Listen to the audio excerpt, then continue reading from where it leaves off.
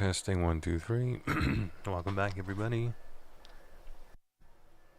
This is Yo Von Abram's channel, formerly Doug Borski. So we're kind of pivoting away from that because it's intellectual property. Anyway, today I'm going to be reading from Rick Rubin's book, because I found out that the last time I tried to read, my stream was not, it wasn't doing its thing. I fucked up. You can hear my voice, like, period. If I can figure out how to turn dark mode on. Yes.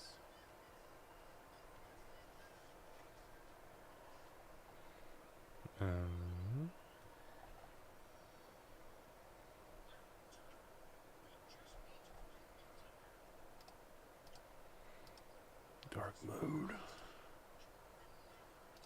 Nope.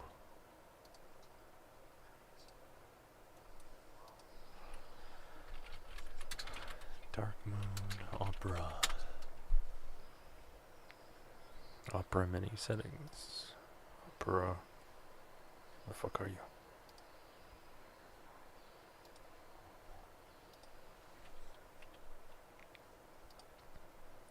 Opera menu settings.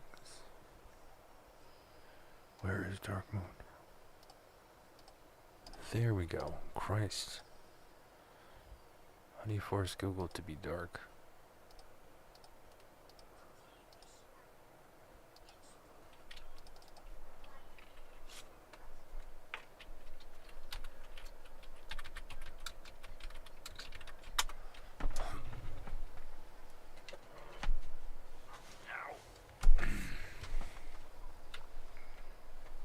Not.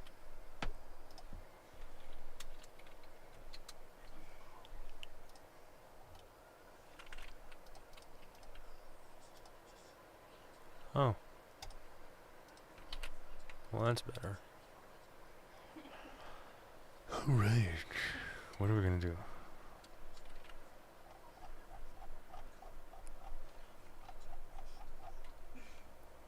Not listen to music, because I got claimed a lot. If you're listening from YouTube, welcome. If you're listening from wherever, just don't be afraid to say hello. I mean, I'm not doing this for free. So, we have The Creative Act, A Way of Being by Rick Rubin.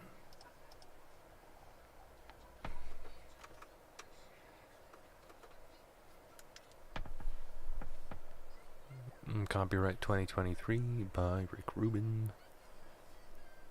Published by Penguin Random House. They support copyright. If you somehow find this, I found it on archive.org.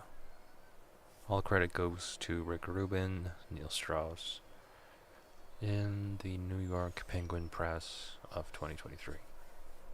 So if you find this, go ahead and claim it. I don't fucking care. So the object isn't to make art, it's to be in that wonderful state which makes art inevitable. By Robert Henry. There we go. So there are 78 areas of thought. Hopefully today I can read you about 1, 2, 3, 4, 5 until the vessel and the filter. We'll just go through it day by day. So, the vessel and the filter.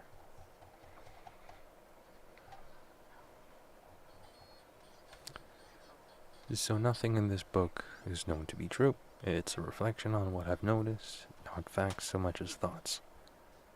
Some ideas may resonate, others may not. A few may awaken an inner knowledge you forgot you had. Use what's helpful, and let go of the rest. Each of these moments is an invitation to further inquiry, looking deeper, zooming out, or in, opening possibilities for a new way of being. So everyone is a creator. Those who do not engage in the traditional arts might be wary of calling themselves artists. They might perceive creativity as something extraordinary or beyond their capabilities, a calling for the special few who are born with these gifts. Fortunately, this is not the case. Creativity is not a rare ability. It's not difficult to access. Creativity is a fundamental aspect of being human. It's our birthright. And it's for all of us. Creativity doesn't exclusively relate to making art. We all engage in this act on a daily basis. To create is to bring something into existence that wasn't there before. It could be a conversation, the solution to a problem, a note to a friend, the rearrangement of furniture in a room, a new route home to avoid a traffic jam. What you make doesn't have to be witnessed, recorded, sold, or encased in glass for it to be a work of art. Through the ordinary state of being, we're already creators in the most profound way, creating our experience of reality, and composing the world we perceive. In each moment, we are immersed in a field of undifferentiated matter, from which our senses gather bits of information. The outside universe we perceive doesn't exist as such. Through a series of electrical and chemical reactions, we generate a reality internally. We create forests and oceans, warmth and cold. We read words, hear voices, and form interpretations. Then in an instant, we produce a response. Of all this in a world of our own creation. Regardless of whether we're not formally making art, we're all living as artists. We perceive, filter, and collect data. Then curate an experience for ourselves and others based on this information set. Whether we do this consciously or unconsciously, by the mere fact of being alive, we are active participants in the ongoing process of creation. To live as To live as an artist is a way of being in the world, a way of perceiving, a practice of paying attention, refining our sensitivity to tune in to the more subtle notes, looking for what draws us in and what pushes us away, noticing what feeling tones arise and where they lead. A tuned choice by a tuned choice, your entire life is a form of self-expression. You exist as a creative being in a creative universe, a singular work of art. Tuning in.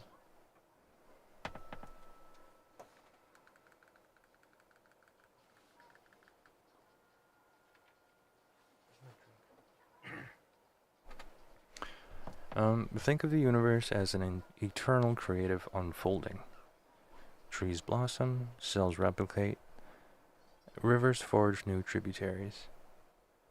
The world pulses with productive energy, and everything that exists on this planet is driven by that energy.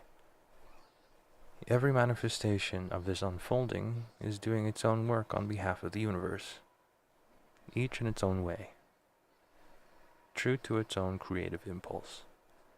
Just as trees grow, flowers and fruits, humanity creates works of art.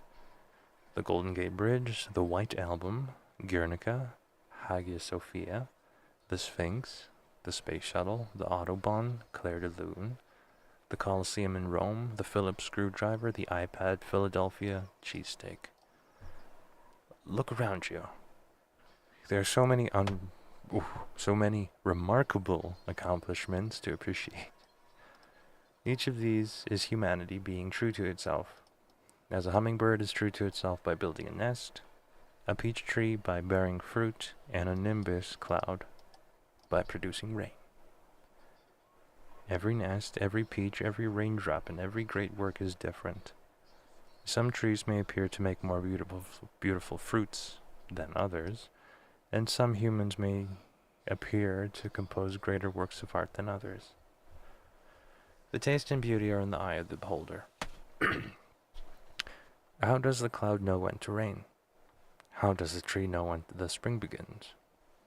How does the bird know when it's time to build a new nest? The universe functions like a clock. To everything there is a season, and a time to every purpose under heaven. A time to be born, a time to die, a time to plant, a time to reap, a time to kill, a time to heal, a time to laugh, a time to weep, a time to build up, a time to break down, a time to dance, a time to mourn, a time to cast away stones, a time to gather stones together. These rhythms are not set by us. We are all participating in a larger creative act we are not conducting. We are being conducted. The artist is on a cosmic timetable, just like all of nature. If you have an idea you're excited about and don't bring it to life, it's not uncommon for the idea to find its voice through another maker. This isn't because the artist stole your idea, but because the idea's time has come. In this great unfolding, ideas and thoughts, themes and songs, other works of art exist as the aether and ripen on schedule, ready to find expression in the physical world. As artists, it is our job to draw down this information, transmute it, and share it. We are all translators for messages the universe is broadcasting. The best artists tend to be the ones with the most sensitive antenna to draw on the energy resonating at a particular moment. Many great artists first develop sensitive antenna not to create art but to protect themselves.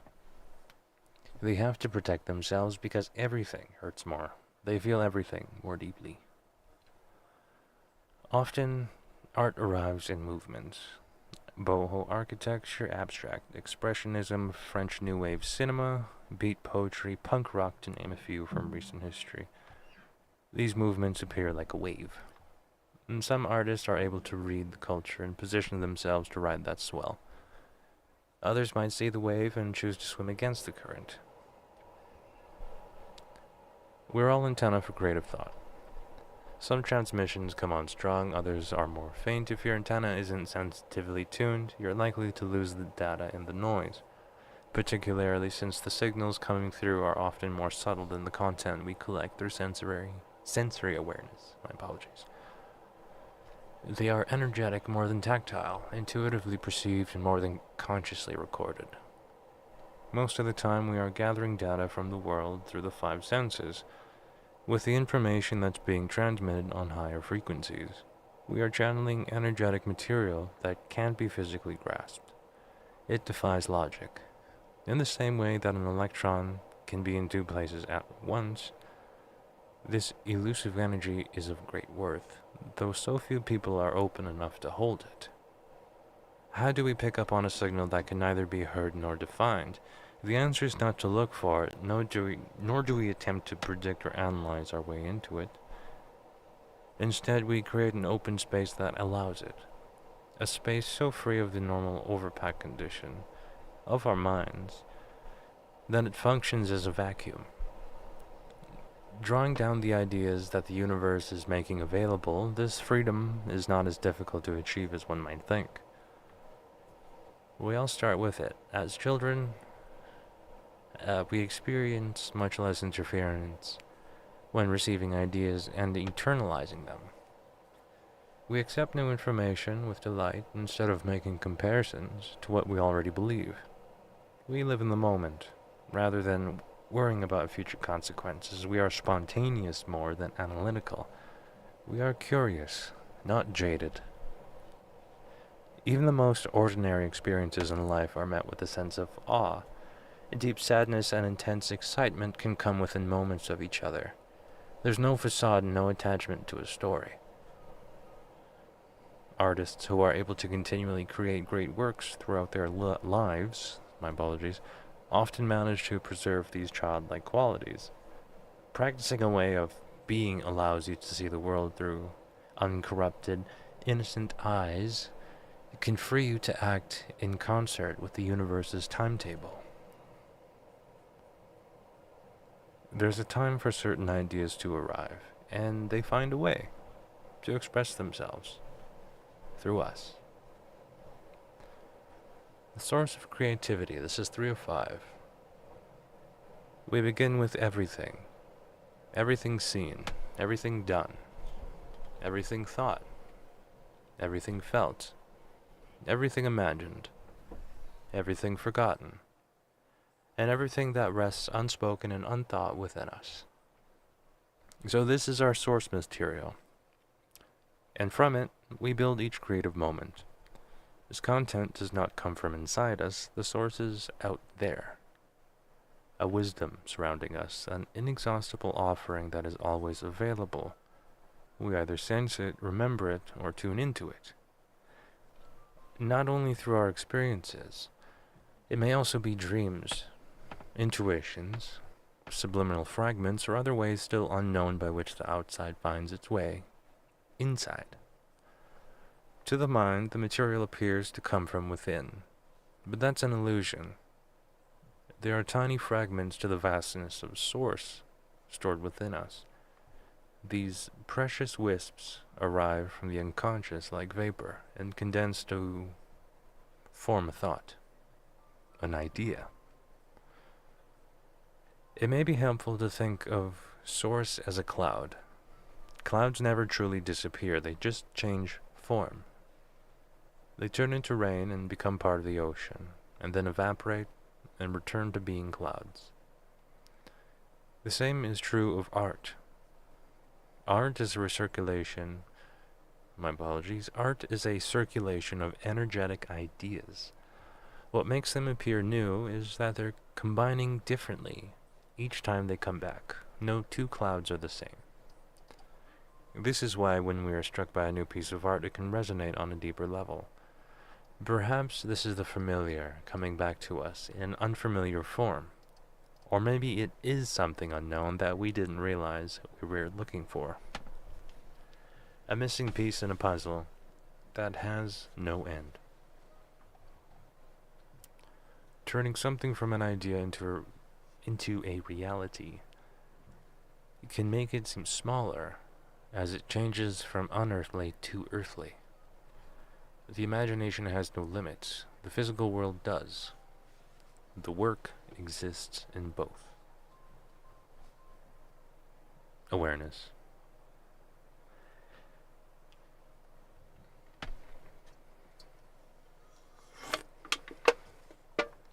So, in most of our daily activities, we choose the agenda and develop a strategy to achieve the goal at hand. We create the program. Awareness moves differently. The program is happening around us. The world is the doer and we are the witness. We have little or no control over the content. The gift of awareness allows us to notice what's going on around us and inside ourselves in the present moment, and to do so without attachment or involvement. We may observe bodily sensations, passing thoughts and feelings, sounds or visual cues, smells and tastes. Through detached noticing, awareness allows an observed flower to reveal more of itself without our intervention. This is true of all things. Awareness is not a state you force. There is little effort involved, though persistence is key. It's something you actively allow to happen. It is a presence with and acceptance of what is happening in the eternal now. As soon as you label an aspect of source, you're no longer noticing, you're studying. This holds true in any thought that makes you out of presence with the object of your awareness, whether analysis or simply becoming aware that you're aware. Analysis is a secondary function. The awareness happens first as a pure connection with the object of your attention. If something strikes me as interesting or beautiful, first I live that experience. Only afterward might I attempt to understand it. This is true of mindfulness. Though we can't change what it is that we are noticing, we can change our ability to notice. We can expand our awareness and narrow it. Experience it with our eyes, open or closed. We can quiet our inside so we can perceive more on the outside, or quiet the outside so we can notice more of what's happening inside. We can zoom in on something so closely it loses the features that make it what it appears to be, or zoom so far out it seems like something entirely new. The universe is only as large as our perception of it. When we cultivate our awareness, we are expanding the universe. This expands the scope, not just of the material at our disposal to create from, but of the life we get to live. The ability to look deeply is the root of creativity, to see past the ordinary and mundane, and get to what might be otherwise invisible. Chapter 5. After this, I'll be ending the stream, so if you're from YouTube or younow.com, leave a like, drop some points, or, if you're on YouTube, click on my name. I'll be doing this for a while. The vessel and the filter. Each of us has a container within. It's constantly being filled with data. It holds the sum total of our thoughts, feelings, dreams, and experiences in the world. Let's call this the vessel. Information does not enter the vessel directly, like rain falling into a barrel. It is filtered in a unique way for each of us. Not everything makes it through this filter, and what does get through doesn't always do so faithfully. We each have our own method of reducing source. Our memory space is limited. Our senses often misperceive data, and our minds don't have the processing power to take in all the information surrounding us. Our senses would be overwhelmed by light, color, sound, and smell. We would not be able to distinguish one object from another. To navigate our way through the immense world of data, we learn early in life to focus on information that appears essential or of particular interest, and to tune out the rest. As artists, we seek to restore our childlike perception, a more innocent state of wonder and appreciation, not tethered to utility or survival. Our filter inevitably reduces source intelligence by interpreting the data that arrives instead of letting it pass freely. As the vessel fills with these recast fragments, relationships are created with material already collected. These relationships produce beliefs and stories. They may also be without who we are, the people around us, and the nature of the world we live in. Eventually, these stories coalesce into a worldview. As artists, we want to hold these stories softly and find space for the vast amount of information that doesn't fit easily within the limits of our belief system. My apologies, I have cotton mouth from smoking too much marijuana. The more raw data we can take in, and the less we shape it, the closer we get to nature. One can think of the creative act as taking the sum of our vessel's contents as potential material, selecting for elements that seem useful or significant in the moment and representing them. No, representing them. There we go. That's the way it's written. This is source drawn through us and made into books, movies, buildings, paintings, meals, businesses, and whatever projects we embark on. If we choose to share what we make, our work can recirculate and become source material for others. Source makes available. The filter distills. The vessel receives, and often this happens beyond our control. It's helpful to know this default system can be bypassed. With training, we can improve our interface with source and radically expand the vessel's ability to receive. Changing the instrument is not always the easiest way to change the sound of the music, but it can be the most powerful. No matter what tools you use to create, the true instrument is you, and through you, the universe that surrounds us all comes into focus. This has been 24 minutes stopping the stream. Thank you for joining. Bye-bye.